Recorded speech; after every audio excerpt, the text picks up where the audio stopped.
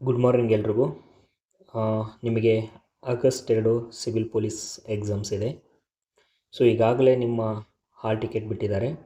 So ನೀವು ಹಾಲ್ ಟಿಕೆಟ್ನ download ಮಾಡಿ ಇಟ್ಕೊಳ್ಳಿ, ಲಾಸ್ಟ್ ಟೈಮ್ವರೆಗೂ ಕಾಯಬೇಡಿ. ಆಯಿತಾ?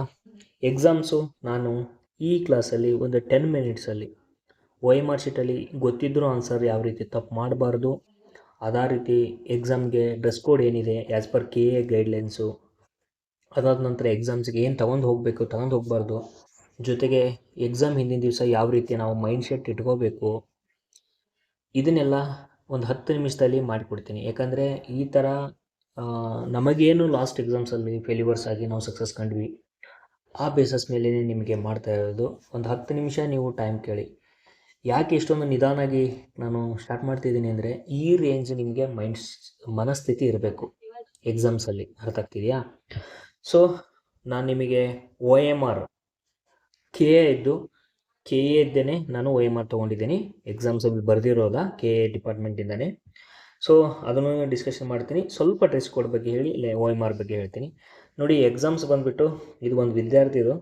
ಸೊ ಇವ್ರ ಎಕ್ಸಾಮ್ಸು ಪರೀಕ್ಷಾ ಕೇಂದ್ರ ಬಂದುಬಿಟ್ಟು ಕಾಂಪೋಸಿಟ್ PU ಕಾಲೇಜ್, ಎಲ್ಲಿದೆ ಇದು? ಶಿವಗಂಗಾಶ್ವರ ಅಂತ, ನಮ್ಮ ಹಾವೇರಿಯಲ್ಲಿದೆ. ಸೊ ಇವ್ರ ಕೇಂದ್ರದ ಸಂಖ್ಯೆ 365. ಎಕ್ಸಾಮ್ಸು 2 ಆಗಸ್ಟ್ ಸಂಡೇ ಇದೆ. 10:30 12 ಗಂಟೆ ಟೈಮಿಂಗ್ಸ್ ಇದೆ. ಅಂದರೆ ನಿಮಗೆ 1.5 ತಾಸು, ಅಂದರೆ 19 ಮಿನಿಟ್ಸ್. ಅರ್ಥ ಆಯ್ತಾ? ಇವಾಗಲೇ ನೋಡ್ಕೊಂಡು ಹೋಗ್ಬಿಡಿ. ಎಕ್ಸಾಮ್ಸಲ್ಲಿ ಅಲ್ಲಿ ಎಷ್ಟು ಟೈಮ್ ಅಂತ ನೋಡ್ಕೊಳಕ್ಕೆ ಹೋಗ್ಬೇಡಿ. ಇನ್ವಿಜಿಲೇಟರ್ ಸೈನ ಕಂಪಲ್ಸರಿ ಮಾಡ್ತಾರೆ, ಮಾಡಲಿದ್ರೆ ನೀವು ಮಾಡಿಸ್ಕೊಂಡ್ಬನ್ನಿ.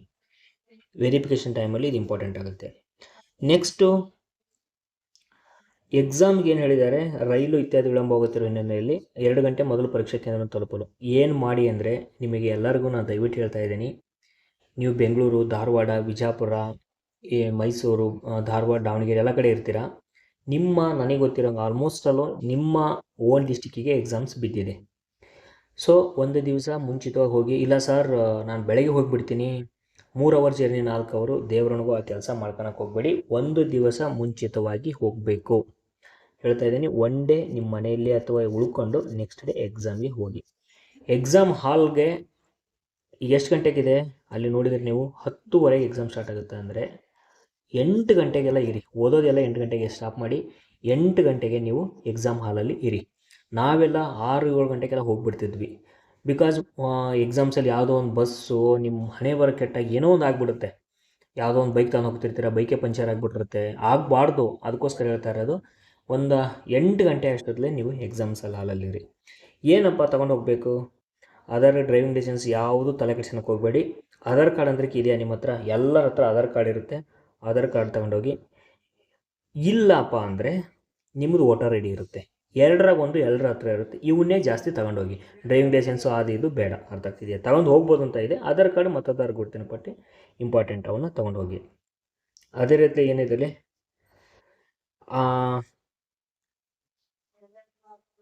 ಏನಂದರೆ ಯಾರು ವಾಚ್ ತಗೊಳ್ಳೋ ಹೋಗಿಲ್ಲ, ವಾಚ್ ಯಾರು ಕಟ್ಕೊಂಡು ಹೋಗಂಗಿಲ್ಲ. ವೆಬ್ಸೈಟ್ನಲ್ಲಿ ಅವ್ರು ಹೇಳ್ತಾರಂತೆ, ಬಾರಿಸುವ ಎಚ್ಚರಿಕೆ ಗಂಟೆಗಳ ವಿವರಗಳನ್ನು ವೆಬ್ಸೈಟ್ ಪ್ರಚಾರಗಳು, ಬೆಲ್ ಸಮಯ, ಅಲ್ಲಿ ಬೆಲ್ಲು ಯಾವ ಸಮಯದಲ್ಲಿ ನಿಮಗೆ ಪೇಪರ್ ಕೊಟ್ಟಾಗ, ಆಮೇಲೆ ಲಾಸ್ಟ್ ಮೂಮೆಂಟಲ್ಲಿ ಬೆಲ್ಲು ಅದು ಹೊಡೆಯುತ್ತೆ. ಪ್ರತಿ ಸಾರಿನೂ ನಿಮ್ಮ ಎಕ್ಸಾಮ್ ಹಾಲಲ್ಲಿ ನಾನು ನೋಡಿದಂಗೆ KAದಲ್ಲಿ ಒಂದು ಇದಿರುತ್ತೆ, ಕ್ಲಾಕ್ ಇರುತ್ತೆ.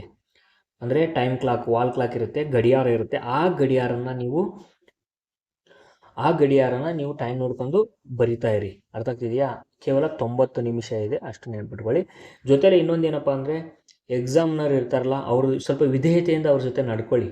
ಸೊ ದಟ್ ನೀವು ಕೇಳಿದಾಗ, ಸರ್ ನಮಸ್ತೆ, ಕೇಳಿದಾಗ ಏನಾಗ್ತಿದೆ ಅಂದರೆ, ಟೈಮ್ ಹೇಳ್ತಾರೆ. ಅವ್ರ ಹತ್ರ ಏನು ಆನ್ಸರ್ ಏನು ಹೇಳ್ಕೊಡಲ್ಲ, ಯಾರೂ ಆನ್ಸರ್ ಹೇಳ್ಕೊಡೋ ಅವಶ್ಯಕತೆಯೂ ಇಲ್ಲ. You are already prepared.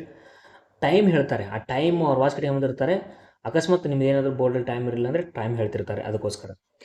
Next ಬಂದುಬಿಟ್ಟು OMR ವರ್ಷನ್ ಕೋಡು, ಅದನ್ನೆಲ್ಲ ನೀಟಾಗಿ ಬರೀಬೇಕು. ನಾನು ನಿಮಗೆ ಅದನ್ನು ಹೇಳ್ಕೊಡ್ತೀನಿ. ಇಲ್ಲಿ ನೋಡಿ, ಸರಿಯಾದ ಉತ್ತರ ಗೊತ್ತಿಲ್ಲದ್ರೆ ಕಡ್ಡಾಯವಾಗಿ 5ನೇ ವೃತ್ತವನ್ನು, ವೆರಿ ಇಂಪಾರ್ಟೆಂಟ್, ಸರಿಯಾದ 5ನೇ ವೃತ್ತವನ್ನು ಶೆಡ್ ಮಾಡತಕ್ಕದ್ದು. ಇದಕ್ಕಾಗಿ ಪರೀಕ್ಷಾ ಮುಗಿದ ಮೇಲೆ 5 ನಿಮಿಷ ಕಾಲಾವಕಾಶ ಕೊಡ್ತಾರಂತೆ. ಯಾವುದೇ ಆಯ್ಕೆಯನ್ನು ವೃತ್ತ ಶೆಡ್ ಮಾಡಲಿದ್ರೆ ಪ್ರತಿ ಪ್ರಶ್ನೆಗೆ 4ನೇ 1 ಅಂಕಗಳನ್ನು ಕಡಿತಗೊಳಿಸಲಾಗುತ್ತದೆ. ಅಂದರೆ ಆವಾಗ ನೀವು ಪ್ರೀವಿಯಸ್ಸಲ್ಲಿ ಎಕ್ಸಾಮ್ ಬರೆದಾಗ, ನಾವೆಲ್ಲ ಬರೆದಾಗ ABCD ಇತ್ತು. ಯಾವ್ದು ಗೊತ್ತಿರುತ್ತೆ, ಯಾವ್ದು ರೈಟ್ ಇರುತ್ತೆ ಅದನ್ನು ರೈಟ್ ಮಾಡಿ ಬರ್ಬೋದಿತ್ತು. ಗೊತ್ತಿಲ್ಲದ್ದು ಬಿಟ್ಟು ಬರ್ಬೋದಿತ್ತು. ಇದು ಅಕ್ರಮ ನಡೀತಾ ಇರೋದ್ರಿಂದ ಈಗೇನು ಮಾಡಿಬಿಡಿದ್ರೆ ಆಪ್ಷನ್ ಡಿ ಮಾಡೋರು. ನನಗೆ ಗೊತ್ತಿಲ್ಲ ಅಂದರೆ ಕಂಪಲ್ಸರಿಯಾಗಿ ಆಪ್ಷನ್ ಡಿದಲ್ಲಿ ಟಿಕ್ ಮಾಡಿ ಬರಬೇಕು. ನೀವೇನಾದರೂ ಟಿಕ್ ಮಾಡಲಿಲ್ಲ ಅಂದರೆ 4 ಟಿಕ್ ಮಾಡಲಿಲ್ಲ ಅಂದ್ಕೊಳ್ಳಿ, ಆ 4 ಟಿಕ್ ಮಾಡಲಿಲ್ಲ ಅಂದರೆ ಒಂದು ರೈಟ್ ಮಾಡಿದಿರ ಅಂದ್ಕೊಳ್ಳಿ, ಅದು ಹಾರಾಗಿ ಹೋಗಿಬಿಡುತ್ತೆ. ಅರ್ಥ ಆಯ್ತು ಅಂದ್ಕೊತೀನಿ. ಅಂದರೆ ಟಿಕ್ ಮಾಡಿದರೆ ಅದನ್ನು ನೆಗೆಟಿವ್ ಮಾಡ್ತಾರೆ ಅವರು. ನೋಡಿ ಇಲ್ಲಿ ಕೊಟ್ಟಿದ್ದಾರೆ. ನೆಕ್ಸ್ಟ್ ಬಂದುಬಿಟ್ಟು ಇಂಗ್ಲೀಷಲ್ಲಿದ್ದರೆ ಇಂಗ್ಲೀಷಲ್ಲಿ ನೋಡ್ಕೊಳ್ಳಿ, ನಾವು ಕನ್ನಡದಲ್ಲೇ ಮಾಡ್ತೀನಿ. ಸೊ CET ಪರೀಕ್ಷಾ ಕೇಂದ್ರಕ್ಕೆ ಪ್ರವೇಶ ಅಭ್ಯರ್ಥಿಗಳು ಕಟ್ಟುನಿಟ್ಟಾದ ಮತ್ತು ಕಡ್ಡಾಯ ಭದ್ರತೆ ಅದೆಲ್ಲ ಇರುತ್ತೆ. ಏನು ಏನೇನು ಒಯ್ಯಂಗಿಲ್ಲ ನೀವು. ಅರ್ಥ ಆಗ್ತಿದೆ? ಲೇಡೀಸ್ ಇರ್ತೀರ, ಪೌಚ್ ಒಯ್ಯೋದು ಅದೆಲ್ಲ ಮಾಡಬೇಡಿ. ಬಾಯ್ಸ್ ಏನೇನು ಒಯ್ಯಂಗಿಲ್ಲ. ನೀವು ಏನು ತಗೊಂಡು ಹೋಗ್ಬೇಕಪ್ಪ ಅಂದರೆ ಒಂದು ಪೆನ್ ಅಷ್ಟೇ. ಅರ್ಥ ಆಯ್ತಾ? ವಾಲೆಟ್, ಗ್ಲಾಸ್, ಚೀಲ ಏನೇನು ತಗೊಂಡು ಹೋಗಂಗಿಲ್ಲ. ಗುಪ್ತ ಸಾಧನ, ಮೈಕ್ರೋಚಿಪ್ ಅವನೇನು ತಗೊಂಡಿಲ್ಲ. ಮೊಬೈಲ ಮೊದಲೇ ಇಲ್ಲ. ವಾಚು ಯಾವುದೇ ರೀತಿಯಾದ ಗಡಿಯಾರ ತಗೊಂಡು ಹೋಗಂಗಿಲ್ಲ. ವಾಚು ಇದ್ದರೆ ಬಿಚ್ಚೋಗ್ಬಿಡಿ. ಆಹಾರ ಪಾನೀಯ ಅವು ಯಾವುದು ತೊಗೊಂಡು ಹೋಗಂಗಿಲ್ಲ. ಆಮೇಲೆ ಆಹಾರ ಪಾನೀಯ ಅಂತ ಹೇಳಿದಾಗ ನೆನಪಂತು, ಎಕ್ಸಾಮ್ಸ್ ಇದೆ ಅಲ್ವಾ ನಿಮಗೆ, ದಯವಿಟ್ಟು ನನ್ನ ಪರ್ಸ್ನಲ್ ಸಜೆಷನ್ಸ್, ನೀವು ಹೋಗಬೇಕಾದ್ರೆ ಬೆಳಗ್ಗೆ ನಾವೆಲ್ಲ ತಿಂದು ಹೋಗ್ತಿರಲಿಲ್ಲ. ಬಟ್ ಸಜೆಷನ್ಸ್ ಏನಂದರೆ, ಬೆಳಗ್ಗೆ ಎದ್ದವರು ಆದರೆ ತಿಂಡಿ ತಿಂದು ಹೋಗ್ಬೇಕಂದ್ರೆ ಇಡ್ಲಿ ತಿಂದು ಹೋಗಿ. ಯಾಕೆಂದರೆ ನೀವು ದೋಸೆ ತಿಂದು ಹೋದೆ, ಅದಾದ ನಂತರ ಪಡ್ಡು ಆಯಿಲ್ ಐಟಮ್ಸ್ ತಿಂದು ಹೋದರೆ ಅಲ್ಲಿ ಆಕಳಿಕೆ ಬರೋದಾಗಿರಲಿ, ಅದು ಆಗೋ ಸಾಧ್ಯತೆಗಳು ಜಾಸ್ತಿ ಇರುತ್ತೆ. ಅರ್ಥ ಆಗ್ತಿದೆಯಾ? ಅದಕ್ಕೋಸ್ಕರ ನೀವು ಇಡ್ಲಿ ತಿಂದೋಗಿ, ಸೊ ದಟ್ ಎಕ್ಸಾಮ್ಸ್ಗೆ ಅನುಕೂಲ ಆಗುತ್ತೆ, ಮೈಂಡ್ ಫ್ರೆಶ್ ಆಗಿರುತ್ತೆ. ಸೊ ಯಾರೋ ಒಬ್ಬರು ಲೇಡೀಸ್ ಕಮೆಂಟಲ್ಲಿ ಹಾಕಿದ್ರಿ, ಸರ್ ನಾವು ಹಾಫ್ ಸ್ಲೀವ್ ಹಾಕೊಂಡು ಹೋಗ್ಬೇಕಾ ಫುಲ್ ಸ್ಲೀವ್ ಅಂತ. ಇಲ್ಲಮ್ಮ, ನಾನು ಅಲ್ಲಿ ನಿಮಗೆ ರಿಪ್ಲೈ ಮಾಡಿದ್ದೀನಿ, ನೋಡಿ ಇನ್ನೊಂದ್ಸತಿ. ಉದ್ದ ತೋಳುಗಳ ಡ್ರೆಸ್ಗಳನ್ನು ಧರಿಸಿ ಪರೀಕ್ಷೆಗೆ ಹಾಜರಾಗಬಾರದು. ಹಾಫ್ ಸ್ಲೀವ್ಸ್ ಇರ್ಬೇಕಂತೆ ಲೇಡೀಸ್ಗೆ. ಬಾಯ್ಸು ಕೂಡ ಹಾಫ್ ಶರ್ಟ್ ಹಾಕೊಂಡು ಹೋಗ್ಬೇಕು ಅಂದ್ಕೊಂಡ್ರು. ಇದನ್ನು ಕರೆಕ್ಟಾಗಿ ಗಮನಿಸ್ಕೊಳ್ರಿ. ಅಲ್ಲಿ ಹೋಗಿ, ಸಾರ್ ನಾನು ಡ್ರೆಸ್ಸು ಮರೆತುಬಿಟ್ಟೆ ಸಾರ್, ನಾನು ಫುಲ್ ತೋಳು ಹಾಕೊಂಡ್ಬಿಟ್ಟಿದ್ದೀನಿ ಸಾರ್, ಅವಶ್ಯಕತೆ ಇಲ್ಲ, ಪ್ರಾಮಿಸ್ ಹೇಳ್ತಾ ಇದ್ದೀನಿ, KAದವರು ಬಟ್ಟೆ ಕಟ್ ಮಾಡ್ತಾರೆ ನಿಮ್ಗೆ, ಅರ್ಧ ಹಾಕಿ ಕೂರಿಸ್ತಾರೆ. ಅವೆಲ್ಲ ಒಣ ತಿಂಡಿಗಳು ಬೇಡ. ಅದಕ್ಕೋಸ್ಕರ ನೀವು ಹಾಫ್ ಸ್ಲೀವ್ ಹಾಕ್ಕೊಂಡೋಗಿ.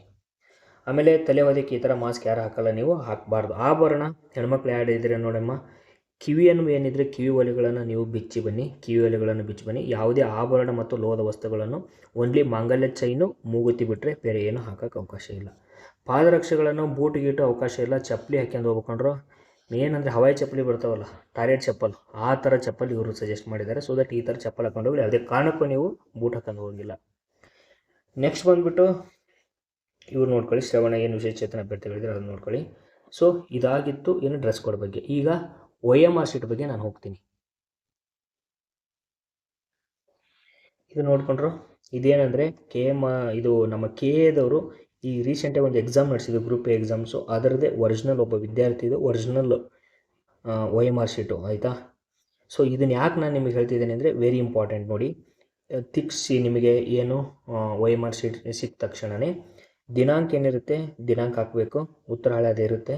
ಅಭ್ಯರ್ಥಿ ಹೆಸರು, ನಿಮ್ದೇನು ಹೆಸರಿರುತ್ತೆ ಅದನ್ನು ಸಮಥಿಂಗ್ ನೀಟಾಗಿ ಬರೀಬೇಕು.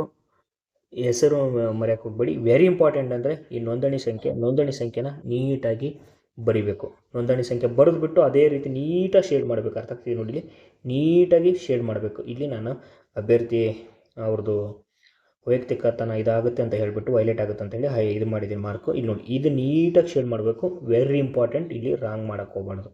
ಅರ್ಥ ಆಯ್ತಾ? ನೆಕ್ಸ್ಟ್ ನಿಮ್ಮ ಪತ್ರಿಕೆ ಕೋಡು, ಆಮೇಲೆ ನೀಟಾಗಿ ಇದು ಮಾಡಬೇಕಾದ್ರೆ ಇಷ್ಟೇ ಸಿಂಪಲ್ ಹೀಗೆ ತುಂಬಬೇಕು, ಭಾಳ ನೀಟಾಗಿ ತುಂಬಿ. ಆಮೇಲೆ ಪ್ರಶ್ನೆ ಪತ್ರಿಕೆ ಕೋಡಿಗೆ ಒಂದು ನಮೂಸಿ. ನೋಡಿ, ನಾನು ಆಪ್ಷನ್ ಡಿ ಬಗ್ಗೆ ಹೇಳ್ತಾ ಇದ್ದೆ. ಆಪ್ಷನ್ ಡಿ ಬಗ್ಗೆ ಇಲ್ಲಿ ನೋಡಿ, ಇವರು ಒಂದಕ್ಕೆ ಒಂದು ಆನ್ಸರು ಆ ಕ್ವಶನ್ ಪೇಪರ್ ಏನಿದೆ ಗೊತ್ತಿಲ್ಲ, ಒಂದು ಹಾಕಿದ್ದಾರೆ. ಈ ಥರ ನೀಟಾಗಿ ಹಾಕಿ ಇದು ನೋಡಿ, 6ನೇ ಕ್ವಶನ್ಗೆ ಇವ್ರಿಗೆ ಗೊತ್ತಿಲ್ಲ, ಸೊ ದಟ್ ಆಪ್ಷನ್ ಡಿ ಹಾಕಿದ್ದಾರೆ ಗೊತ್ತಿಲ್ಲದಕ್ಕೆ. ಅರ್ಥ ಆಗ್ತಿದೆಯಾ? ಈ ಥರ ನೀವು ಆಪ್ಷನ್ ಡಿ ಒಳ್ಳೆಯದೇನೆಂದರೆ ಒಂದು ಲೈನ್ ಹಾಕಿಕೊಟ್ಟಿದ್ದಾರೆ.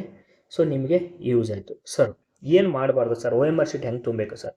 ನೀವು ಇದ್ದರೆ ಹೊಸದೇ ಎಕ್ಸಾಮ್ ಬರೋರು ಅಥವಾ ಹಳೆಯ ಫೇಲ್ ಆಗಿರೋ ಇದ್ದರೆ ಸ್ವಲ್ಪ ನಮ್ಮ ಸಜೆಷನ್ಸ್, ಎಕ್ಸಾಮ್ ಕ್ಲಿಯರ್ ಮಾಡಿರೋದ್ರಿಂದ ಈಗಾಗಲೇ ಏನು ಮಾಡಬೇಕಪ್ಪ ಅಂದರೆ, ಹೋದ ತಕ್ಷಣವೇ ಏನು ಕ್ವಶನ್ ಕೊಡ್ತಾರೆ, ನೀವು ಎಕ್ಸಾಮ್ ಸ್ಟಾರ್ಟ್ ಆಗುತ್ತೆ, ಇವನ್ನ ಫಸ್ಟು ತುಂಬ್ಕೊತೀರಾ, ನೆಕ್ಸ್ಟ್ ಕ್ವಶನ್ಗೆ ಹೋಗ್ತೀರಾ.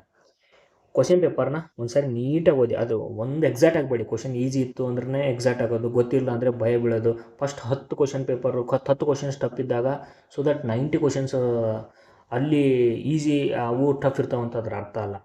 ತುಂಬ ಕೂಲಾಗಿ ನೆಮ್ಮದಿಯಾಗಿ ಆರಾಮಾಗಿ ತೊಗೊಳ್ಳಿ. ಏನು ಮಾಡಿ ಅಂದರೆ ನೋಡಿ, ಈ ಥರ ಒಂದು ಕ್ವಶನ್ ಪೇಪರ್ ಓದ್ಕೊಳ್ಳಿ, ಇಲ್ಲಿ ಲೈನ್ ಇಟ್ಕೊಳ್ಳಿ, ಇಲ್ಲಿ ಏನಿದೆಯಲ್ಲ ಈ ಒಂದು. ಸೊ ಒಂದೆಷ್ಟು ಆನ್ಸರ್ ಎ ಆಗಿತ್ತಾ, ನೀಟಾಗಿ ಒಂದಾಗಿತ್ತಾ ಆನ್ಸರ್ ಒಂದು, ಇದೇ ಥರ ಟಿಕ್ ಮಾಡಿ.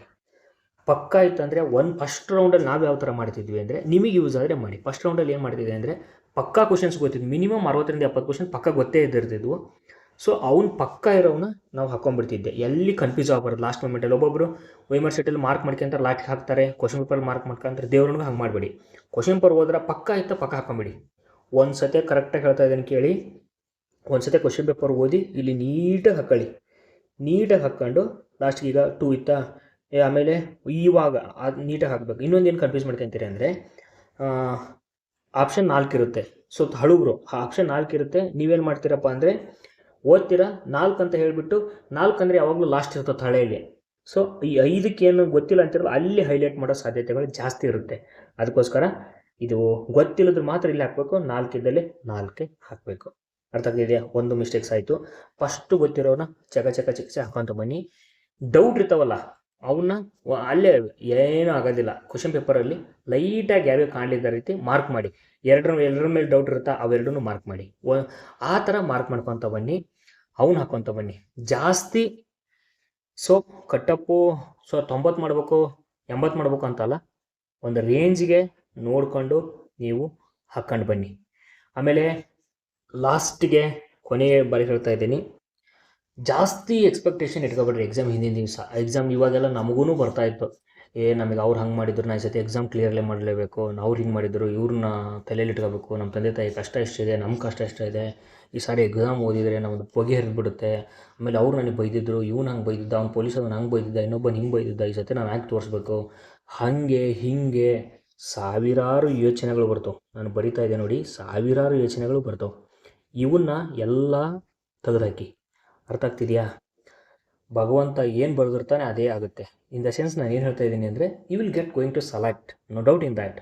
ಬಟ್ ಎಕ್ಸ್ಟ್ರಾ ಪ್ರೆಷರನ್ನು ನೀವು ತಲೆಗೆ ತೊಗೊಂಡಾಗ, ಎಕ್ಸ್ಟ್ರಾ ಪ್ರೆಷರ್ನ ನೀವು ತೊಗೊಂಡಾಗ ಏನಾಗುತ್ತಪ್ಪ ಅಂದರೆ, ಮೆದುಳಲ್ಲಿ ಏನಾಗ್ತಿದೆ, ಈಗ ನೆಮ್ಮದಿಯಾಗಿದ್ರಾ, ಎಷ್ಟೋ ಸತಿ ನಿಮಗೆ ಎಕ್ಸ್ಪೀರಿಯೆನ್ಸ್ ಇರುತ್ತೆ, ಎಕ್ಸಾಮಿಂದ ಹೊರಗೆ ಬಂದಾಗ ನಿಮಗೆ ಕ್ವಶನ್ಸ್ ಬರ್ತವೆ, ಎಕ್ಸಾಮ್ ಹಾಲಲ್ಲಿ ಬರಲ್ಲ. ಯಾಕೆ ಅಂದರೆ ಮೆದುಳು ನೀವು ಏನು ಕಾಂಪ್ಲೆಕ್ಸಿಟಿಗೆ ಕೊಟ್ಬಿಡ್ತೀರಾ, ಒಂಥರ ಕಾಂಪ್ಲೆಕ್ಸ್ ಕೊಟ್ಬಿಡ್ತೀರಾ, ಟೆನ್ಷನ್ ಆಗೋದು, ಭಯ ಬೀಳೋದು, ಎಕ್ಸ್ಪೆಕ್ಟೇಷನ್ ಇಟ್ಕೊಳ್ಳೋದು, ಆ ಥರ ಆಗಿಬಿಟ್ಟು ಮೈಂಡು ಸ್ಟ್ರಕ್ ಆಗಿಬಿಡುತ್ತೆ. ಸೊ ಅದು ಒಂದು ನರ ಅಂತ ಇಟ್ಕೊಳ್ಳಿ, ಒಂದು ನೆನಪಿನ ಶಕ್ತಿ ಒಂದು ಸರಾಗವಾಗಿ ಬರ್ತಾ ಇರಬೇಕು. ಹಂಗಾಗಿ ನೀವು ಕೂಲಾಗಿದ್ದ ಹೆಂಗೆ ನೆನಪು ಬರುತ್ತಲ್ಲ ಆ ಥರ ಬರ್ತಾ ಇರಬೇಕು. ಯಾವಾಗ ಬರುತ್ತೆ ಅದನ್ನು ನೀವು ಯಾವುದೇ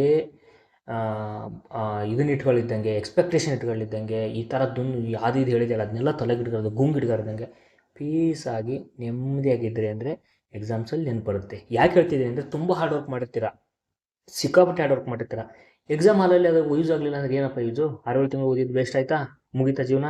ಅದಕ್ಕೋಸ್ಕರ ಹೇಳ್ತಿರೋದು ನೆಮ್ಮದಿಯಾಗಿ ಫುಲ್ ಎಷ್ಟು. ಆಮೇಲೆ ಯಾರು ಬೇಕು ಅವ್ರಿಗೆ ಫೋನಲ್ಲಿ ಮಾತಾಡೋದು, ಹಿಂದಿನ ದಿವಸ ಮುಂದಿನ ದಿವಸ ಅವ್ನ ಸಜೆಷನ್ ತಗೊಳ್ಳೋದು, ಇವ್ನ ಸಜೆಷನ್.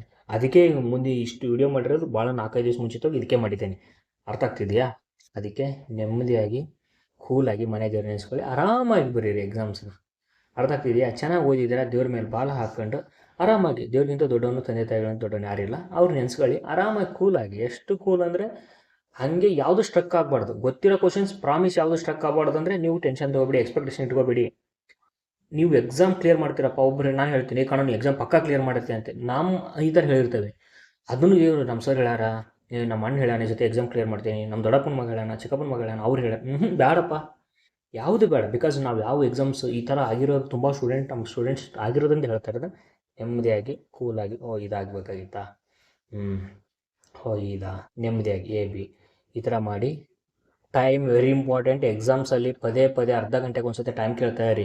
ಅವ್ರು ಏನಂದ್ರೂ ಪರವಾಗಿಲ್ಲ, ಬೈದರೂ ಪರವಾಗಿಲ್ಲ, ವಾಲ್ ಕ್ಲಾಕ್ ಇರಲಿಲ್ಲ ಅಂದರೆ ಕ್ವಶನ್ ಪೇಪರ್ ಕೊಡಕ್ಕೆ ಬರ್ತಾರಲ್ಲ ಒಂದೇ ಸತಿಗೆ, ಆವಾಗ ಅವ್ರಿಗೆ ಎದ್ದು ನಿಂತ್ಕೊಂಡು ರೆಸ್ಪೆಕ್ಟ್ ಕೊಡಿ. ಸೊ ದಟ್ ದೇ ವಿಲ್ ನಿಮಗೆ ಹೆಲ್ಪ್ ಮಾಡ್ತಾರೆ. ಯಾವ ರೀತಿ ಟೈಮ್ ಹೇಳಿ. ಅರ್ಥ ಆಗ್ತಿದೆಯಾ? ತುಂಬ ಕೂಲಾಗಿ ನೆಮ್ಮದಿಯಿಂದ ಎಕ್ಸಾಮ್ ಬರೀರ್ಕೊಳೋ, ಪಕ್ಕಾ ಸೆಲೆಕ್ಟ್ ಆಗ್ತೀರಾ. ದೇವರು ತುಂಬ ಒಳ್ಳೇದು ಮಾಡಲಿ, ನಿಮ್ಮ ಹಾರ್ಡ್ ವರ್ಕು ನಿಮ್ಮ ಕೈ ಹಿಡೀಲಿ ಅಂತ ಹೇಳ್ತೀನಿ. ನಿಮ್ಮ ಅಣ್ಣನಾಗಿ ನಾನು ಹಾರೈಸ್ತಾ ಇದ್ದೀನಿ. All the very best. ನಿಮ್ಮ ಹಾರ್ಡ್ ವರ್ಕು ಗೆಲ್ಲಲಿ, ಕೊನೆಗೆ ಗೆಲ್ಲದೆ ಹಾರ್ಡ್ ವರ್ಕು ಗೆಲ್ಲಬೇಕು ಕೂಡ. All the very best. ನೆಮ್ಮದಿಯಿಂದ ಕೂಲಾಗಿ ಎಕ್ಸಾಮ್ ಬರೀರಿ.